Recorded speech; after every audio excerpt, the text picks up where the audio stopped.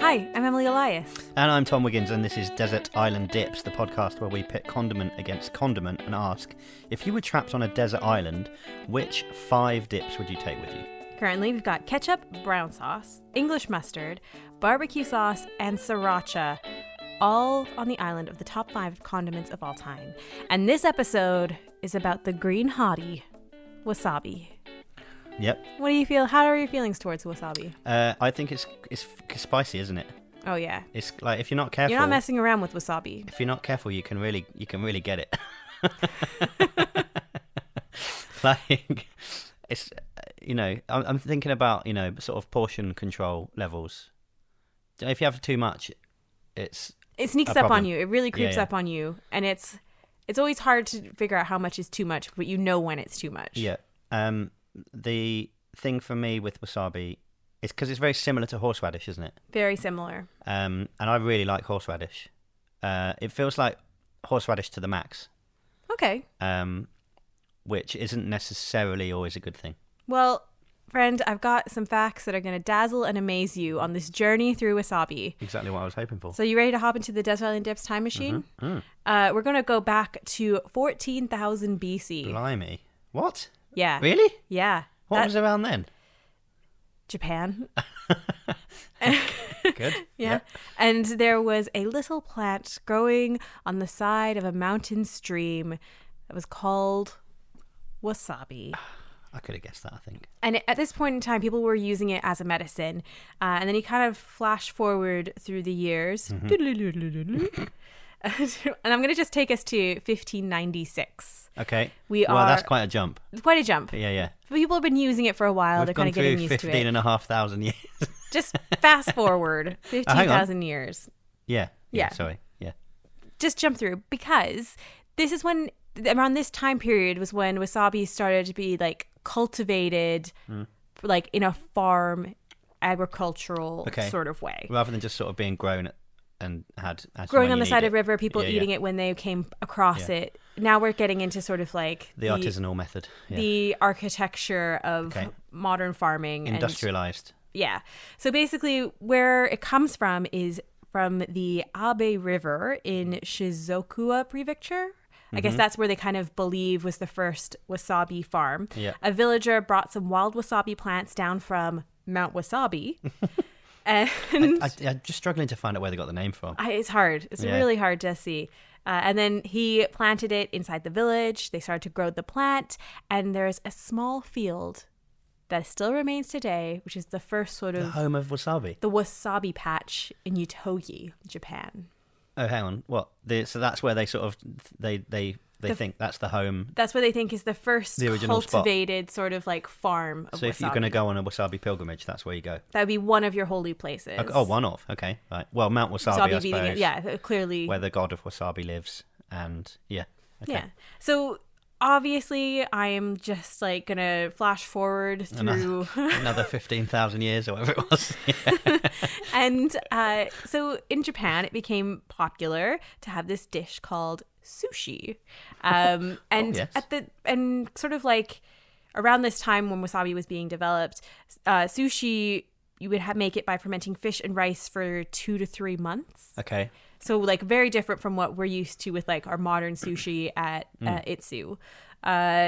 They then kind of developed a way of doing it where you would ferment it just overnight. And that was in the 1780s. And then around that sort of like that time window, there was another switch, and they started to make sushi with fresh fish. Yeah. And this, particularly the dawning of sushi was in a place called Edo Bay or Tokyo Bay. Okay, right.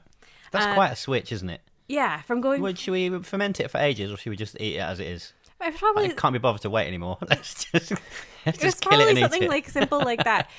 But, this type of food trend is becoming more and more popular, and if you're going through a market, there's this, these counters of just like raw fish that are everywhere. And so wasabi became sort of a preferred flavoring for it because it helped cover up the smell of the raw fish. Yeah. And so then you started seeing wasabi traded at markets and really sort of like latching on to the sushi market Yeah. and becoming sort of, I would say, like the part, along with like soy sauce, like Yeah. the partnering condiment Sure. for sushi. For me, that is not a great reason to have something. Do you know what I mean? Like, oh, this is disgusting. Let's put wasabi on it instead and then eat it. Just Well, don't they eat didn't think it was just disgusting. don't eat it. Well, they don't like the smell of the raw fish. Like, It's just a bit off-putting. But there's Exactly. another good reason to it too, is because they believed at the time that it was more than just like the flavor, but that wasabi had antimicrobacterial sort of properties. Okay. You know, if you're eating raw fish, it could help cut down on food poisoning and things like that. Mm-hmm. And that was kind of like at the time the rumor surrounding the wasabi, but has later been confirmed in studies that indeed it helps prohibit the growth of bacteria that causes food poisoning. okay, So wasabi is like a healthy guy. it's a healthy condiment. Now you kind of mentioned earlier that you really like horseradish. Yeah. You're a fan? Yeah, very much so. Beef and horseradish, mate. Now, Why haven't we done horseradish yet? what if We'll have to leave it for a bit now, won't we? Can't Yeah. do this then followed by we could have done a double it'd bill. be anticlimactic if I Yeah, did yeah, it now. yeah. But what if I told you that wasabi was in the horseradish family? I would say yes. I can completely see how that would happen. Now, what if I told you that 95% of the world's wasabi isn't actually wasabi? What? Oh, it's not like a non-brewed condiment situation. It's a bit is like it? an unbrewed condiment situation. Jesus, not another one. Wasabi is crazy hard to grow. It is Right. notoriously like the most difficult plant to grow and therefore the most expensive Yeah. plant to grow. So instead, they Because- kind of because they're so make a similar. cheap substitute for it, Right. and they mix some horseradish, Yeah, some mustard, right. and some green food coloring. Oh, And that is predominantly what you get when you go and get sushi. Is So- that in a little tiny packet? yeah, yeah. Are there any rules against it, like there is with vinegar, and that people are just, that they were ignoring them, weren't they? The rules, but there's no like food standards Yeah, yeah. of like what they can call it. Yeah. Do they Well, have to put it on the back saying, actually, this is not really. I went into a Whole Foods today and I tried Yeah. to check out the wasabi section to see what they would have on offer. Yeah. And I noticed that they didn't have any like wasabi in jars. Right. They had horseradish like wasabi. No way. So they kind of like qualify it in Yeah, being yeah. upfront that it is horseradish like wasabi and it's not So like this- pure wasabi. This whole scandal is staring us right in the face, and It's nobody's been in done front of anything about us it. the whole time and we haven't even noticed. What's that they say about hiding in plain sight? Mate. Believable. So In the condiment world as well. like and if we wanted to get into it, I don't know how, like England, there's a guy named John Old who in 2010 he was farming watercress Right. and he decided, oh, I'm going to change it up because watercress doesn't really make me a lot of money as a crop, but the exact same conditions are needed for wasabi. Right. So it's like a much more profitable crop for him to be growing using the exact same sort of like And techniques that he would for watercress. But he's doing it. He's doing it. Is And do you know how much it is? yeah, 250 pounds per kilo. Wow. Not like weight pounds, but like Yeah, yeah. 250 Great British Yeah, pounds he's sterling. changed the way you convert one to the other. No. But like, as that's that- insane money. You'd have to be really committed to the wasabi flavour to pay that, wouldn't you? He's selling to like Michelin star restaurants Yeah, yeah. and like Well, yeah, where the flavour really matters. and you know? people who have higher palate, I guess. No. Not like us commoners They who are say just that, but- satisfied with our. With our horseradish. But could you imagine going into like a high street Japanese place and you're going to go pick up your like 3-pound sushi meal deal, and then all of a sudden it's like, oh, there's an upcharge. You know that 5p. Do you know some places charge 5p for condiment sachets, don't they? And they'd be like, well, yes, 5p for ketchup and 50 pounds for mayo. wasabi. But, yeah, if you'd like wasabi, that will be 50 quid. Not great. But there is a condiment good guy Good. in We're the always looking wasabi for them. Yeah. World, and his name is Makoto Imai. I-M-A-I. Am I? Am I? He is the head of, or he was the head of psychiatry at Okay. the Japan's Shinga University of Medical Science. Right. And you're probably thinking to yourself, What the hell has he got to do with wasabi? right? Yeah. But he, back in around 2008, developed a wasabi-powered smoke alarm. What? What? So it went off whenever it could smell wasabi? No. Close. So it's like all these articles start popping up in 2008 about this invention that he's got. It's called a Wasabi Alarm. So basically it is fitted same way a fire alarm is, but it's for people who are deaf. Okay. So in the night, if you didn't hear the fire alarm going off, you're in big trouble. Yeah. So I've just got weird ideas in my head about how this is going to wake people up. So he would create sort of like this like airborne spray that if a fire alarm went off, it would discharge. And then within 2 minutes... Like getting tear gassed in your sleep. People would wake up. They would realize something's wrong, and they're obviously being like overwhelmed with the power of wasabi, and they would know that smell means there's a fire. Okay. And they would get out of the building. Okay. So this was his this is a brilliant idea that he had. Right. I mean, you might address the issues that I've already got with it right now. I don't know. Is that where we're going? Go on. Well, if wasabi's really expensive, this doesn't seem like the best way to Clearly, it's like a horseradish. Yeah. Right, a synthesized sort of version of wasabi. Yeah. Good. Okay. My other one was just I thought it was going to sort of dribble it into their mouths or something to wake them up. But this is slightly better. But it gets a bit like your chili experience, isn't it? Exactly. Yeah. What was it? Chili? Yeah. It was, wasn't it? Well, so once they've had the wasabi sprayed in their face and they've woken up, they have to make their way to the fridge, cover themselves in milk, and then emergency exit from the flames. Or they know to get out of the building because something really bad is going to happen to them, and it's like filling up their. Do you know what? Does it say what happens when you have this? Like, what happens to you? Like, if can you taste it in your mouth? You'll have just a stinging nose and watery eyes. Okay, so it is like being tear gassed. Basically. Yeah, but not to that level. Yeah. I don't know. A light tear gassing to make sure that you're aware that there is some situation. I know my dad doesn't nearly get like enough shout outs in this podcast because I've never met him, but based on what you've told me, the legend of Larry Elias. Amazed that we don't talk about him every week. Oh my gosh! Yeah. Maybe we should do another podcast. But the adventures of. One of my dad's many jobs that he had, after he sold fish off the back of a truck, he then decided he was going to go into a fire alarm business. And he would go and buy like these industrial fire alarms that you would like set up in a warehouse of like 10,000 people or whatever, like a giant warehouse. And he'd go into somebody's house and he'd be like, will this wake you up? And he'll press like the household fire alarm. So it'd be like a beep, beep, beep, beep, beep.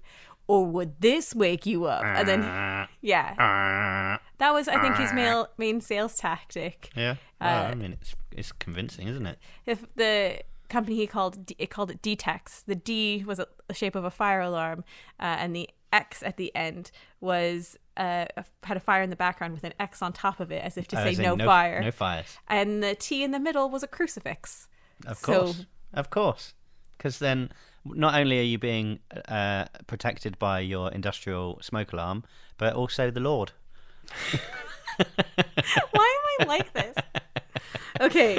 That's a tangent, though. But there was no wasabi involved in this one. There was no wasabi. Sorry, that's a small tangent. Let's get back to wasabi. So, this article in 2008 was on Wired, and it was basically like just kind of alerting you to the existence of the wasabi smoke alarm. Yeah. And it said, the idea is to work for the deaf and, quote, should be available in the next 2 years. Is it not available yet? Is that a spoiler? Let's hop in the time machine. Sorry. So, obviously, did a little deep dive. 2011, the wasabi smoke alarm comes up again. And this time, it has won the Ig Nobel Prize for Chemistry. Do you know what that is? No. Okay, well, it's the parody of the Nobel Prize. Oh, Ig Nobel, yeah, I get it. Yeah. So, is that how you say that? Yeah, I think so. That's how they seem to say it in like the videos on YouTube when they were being interviewed about the agency. I just don't think I've ever said it out loud. No, neither have I. So this award is given out every fall at Harvard. Usually there's 10 different areas of science that people receive honors and achievement for, and it's to honor the people that make us laugh and then make us think. There's value to be had from both of those things. Exactly. But, so is it on sale yet? Hold on, I'm like, okay, we're still getting there. Let me get there. Okay, fine. So Makoto, he won for that. Yeah, which is a double-edged sword. Yeah. Well, he got some recognition. Did you want to hear some of the other winners for 2011? Yeah, why not? So Merjim Tuck of the University of Twente, he won for medicine when he investigated how well we make decisions with the powerful need to urinate. Yeah, that's not bad though. Nope. I used to find that if you do need to urinate, it makes you concentrate sometimes. Like if you're trying to do something, yeah, you can't push it too far because otherwise it's distracting. But to a point, it can focus your mind because you're like, if I get this out of the way, then I can go and deal with this issue. I want to know why, and whenever I get to like my front door, Yeah. even if I haven't had to pee all day, all of a That's when it sudden, suddenly kicks I in. suddenly have to pee, and it's like I cannot get my keys through the door fast enough to get to the toilet. When you do need to go, it definitely ramps up that last bit at the very end. Whereas if you were probably still 5 minutes away, I don't think it would have happened. Exactly. Why is that? Okay. Well, that guy, if the probably 2018 winner wants to look into that, probably knows. Another guy named Carl Tegan from the University of Oslo, he won in psychology for a paper written, "Why Do We Sigh?" Because it turns out no empirical studies have been done on sighing until this point. But why not? Because everyone likes a sigh, don't they? So what happened? Because there's loads of different kinds, Right. as well, isn't there? Oh, absolutely. 100% I agree. There's like the, sort of disappointed, there's the sort of resigned, there's the sort of content. There's loads of different, like this is a whole sort of language almost, isn't it? The language of the sigh. Yeah. Oh, yeah. That's another podcast we've got to do. Anyway, so you're probably thinking to this point, Emily, you've jibber-jabbered way too much. Can we please get back? Where the hell is the smoke alarm? Makoto, well, I Googled further. Did you send nothing recent. Did you send an email to a librarian somewhere and get them to go through all of the files? No, I got a hold of the man himself. Mate, that is such a big deal. It really is. I had to go through like several layers of Google Translate to get through the right websites to find this guy. What, and then did you have to write an email in Japanese? I wrote it in English, hoping that he would be able to, because he clearly had, been seen out about in I English might have language. done both. Maybe. I might have written in English and then said, P.S. I've tried to Google Translate this, and then paste it underneath, and then maybe it would have been nonsense. But... You're way more considerate than I am. But he got back to you? He did get back to me. So through like a couple abandoned email inboxes that I finger crossed and hope we get to him. You should have asked him how to say his name when you were doing it. No, valid point. Yeah. I take that criticism on board. Yeah, that's fine. But he said, "Hi Emily, thank you so much for getting in contact with me. I resigned from Shinga University of Medical Science and am now engaged in a nearby sleep clinic." Okay. The Wasabi Fire Alarm was equipped in several boarding houses for deaf students and hotels, brackets, in handicapped rooms. Yeah. Although I don't know how many fire alarms are used by deaf individuals. The numbers may be less than 100 in spite of financial aid by the municipality. It may underlie economical problems, donations, or commercial advertisements, or personal expense. Yeah. Fortunately, these Wasabi fire alarms have not yet been operated. I am a psychiatrist, and I believe they do provide good sleep via peace of mind in case of an emergency. Best. This is all in English. Imami. Yeah. He's very good, isn't he? Clever bloke. So there are some out there, they're not really on sale, but they exist in the world.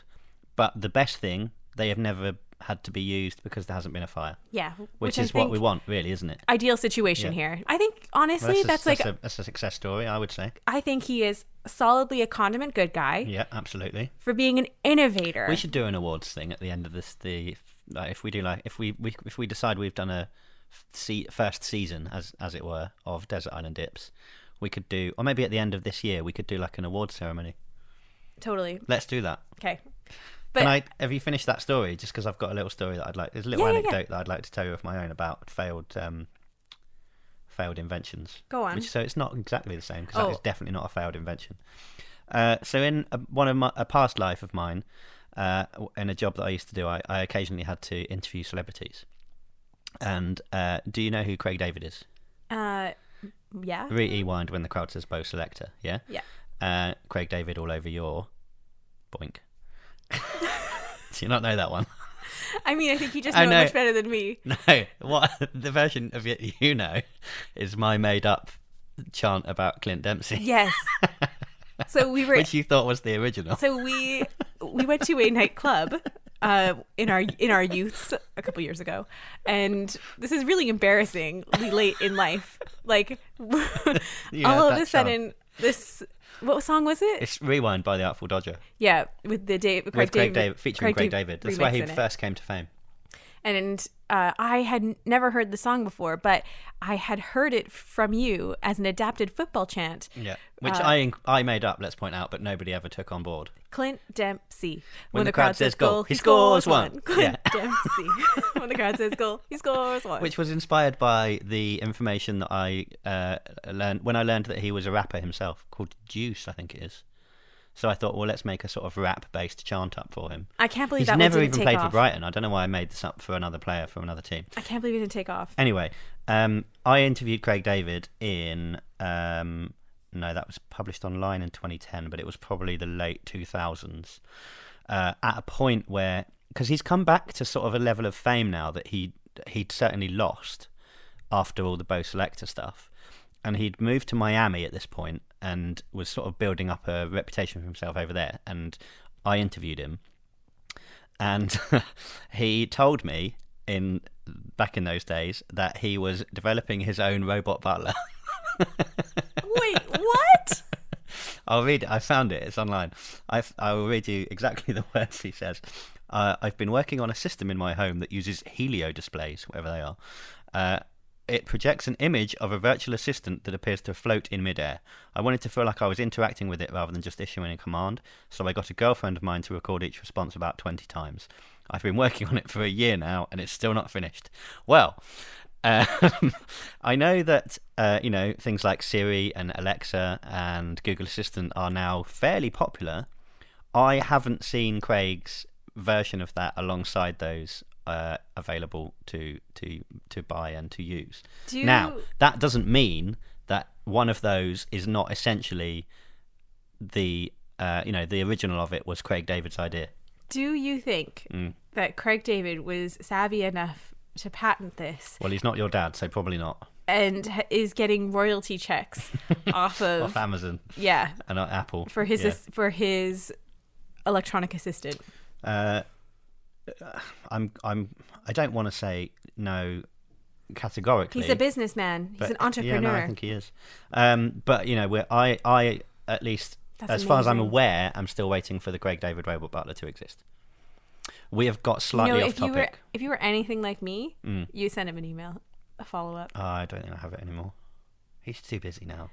Just try. We could get him on this podcast. Oh my god! Under the guise of talking about robot butlers, but in actual fact, we'd ask him about wasabi. He'll never hear this podcast, so let's put the request in. Let's do it. Let's talk about wasabi. Yeah, that's okay. What we're supposed to be talking about. Obviously, we've just heard about really inspiring stories about wasabi and the power of good. The smoke alarm, the robot butler. Yeah. What about the power? The power of bad? What about the power of bad? What about the power of evil? Oh. So surely no one would be evil with wasabi, would they? I think so, and I'm not entirely sure if it's accurate. I found the story and it's out of a website called Sup China, so I'm not really sure how. As in what's up China? SUP China, Sup China, Sup China, quoting another website called Sixth Tone. Never heard of either of them. Yeah, so I don't know how reputable it is, but hey, and how reputable are we? Let's just talk about it. Okay. Let's put this on par with information we got out of the Daily Mail. Mm-hmm. So toddlers at a daycare center in Shanghai were apparently forced to eat wasabi as punishment. I'm not going to laugh at any of this. Video went viral on Weibo, Chinese social networking site. That exists. I've heard of that. And it shows a boy crying after being forced to eat something the teacher later confessed was wasabi. So the story goes on to say, after the teacher's abusive behavior was exposed, the company fired her, staff were investigated, the nursery was shut down, local police were called to carry out an investigation. There was an apology meeting, in air quotes, where the female teacher cried and kneeled on stage while delivering an apology for her wrongdoings. The furious parents, with no mercy for her, still tried to beat her up. Blimey. Before she was pulled away by some security guards. I mean, when you said no mercy, I was like, what are they going to do? Beat her up? Yes, yeah. That's exactly what they were going to do. They're going to beat her up. I don't know how reputable this story is. Well, I mean, I feel like, sure, creative parenting. Introduce introduce children to spicy foods at a young age if you want to. Some of them would like it. Both of us with children clearly qualified to make any form of judgment on parenting. But maybe not as punishment. I think, no, too far. Yeah, it's like maybe they were trying to do... What's that? Man versus Food. Do you remember that? Where the guy used to go to restaurants and eat really spicy food. Maybe they were trying to come up with like a kid's version of that. Wasabi does pose an interesting conundrum. Does it? I don't know. I've got a game. Do you want to play a game? Yeah, isn't that how the Saw film starts? Well, does it? Yeah. Oh, I've never seen it. I'm really terrible at any form of horror film. First one's really badly acted, but it's actually quite good. Next. Speaking of terrible horror films, no, are you familiar with celebrity chef Emeril Lagasse? No. He was became really popular, I want to say in the late 90s, early 2000s, for seasoning his sauces by saying bam and throwing the spices into the pot. No. I mean, if anything beyond sort of the late 90s Ready Steady Cook sort of era of celebrity chefs. Oh, right. So it didn't happen on this island. You don't know about it. No. Your Ainsley Harriet's, that's it really, actually. Ainsley Harriet, Jamie Oliver, with his stupid fat tongue. Out of those two, I don't like one of them. Great assessment, Tom. But other than that, celebrity chefs, no, I don't really know who they are. Okay, well, apparently... Because I don't like watching people cook their dinner. That is boring. Well, we disagree on that. So, New Orleans chef Emeril Lagasse, celebrity chef. Okay. He was in Boston over the weekend-ish. Well, all relative of when you listen to this podcast and when that weekend was. And this is from Eater. He apparently went to this restaurant called Hojuku. Mm-hmm. And he survived Wasabi Roulette. Survived. So it's a game where one piece of sushi has a lot of wasabi secretly jammed into it. Okay. And you have to take a gamble of what piece you eat. How many pieces are there, do you know? Well, for our purposes, yeah, I went to Whole Foods today. Yeah. And I spent an outrageous amount of money on some of the most pretentious quinoa crusted sushi I could find. This is vegetarian sushi. This is vegetarian because I don't trust fridge sushi. No. That is fish. And also I recently listened to a podcast where they talked about how somebody got a 5'6" long tapeworm from eating too much sushi. So I'm well on board with vegetarian rather than normal. How much wasabi have you put in it? One of these pieces of sushi has a lot of wasabi in it.